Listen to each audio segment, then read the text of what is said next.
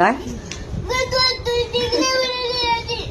काय झालं? का बनली तुला इंजेक्शन द्यायला, मग इंजेक्शन दिल्यावर सगळे लवकर बरे होतात, फ्रेश होतात, फिरायला जाऊ शकतात, जेवण जेवू शकतात, म्हणून खाऊ पण खाऊ शकतो तू. हा. ते का? काय झालं प्रिशू? हे नको का देऊ तिला इंजेक्शन?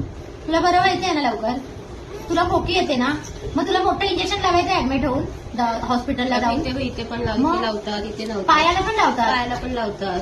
मग तसं नको लावायला, म्हणून छोटूस इंजेक्शन आणि द्यायचं. ते खूप दुखतं पिशू, ह्याच्यापेक्षा पण खूप दुखतं. जास्त आपल्याकडे जायचंय.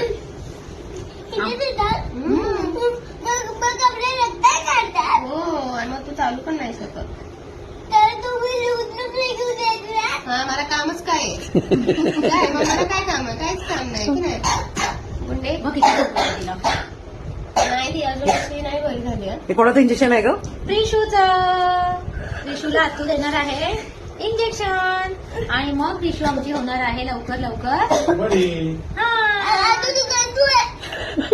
का ग गंदू म्हणते? मग तुला चल पाटील डॉक्टरकडे घेऊन जाऊया. मग ते पण तुम्ही दिलं दिलं होतं की का? नाही इंजेक्शन? तिथे कोणी दिलेलं तुला? नर्स होती. सिस्टरने दिलं. ते पाटील काका काय बोलतात ग तुला? असं बोलले? अगं माझं बाळ गं.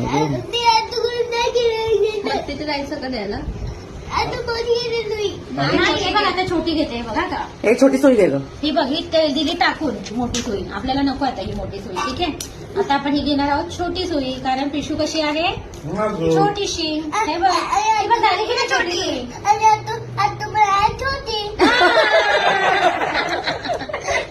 रडत रडत पण जोक करते.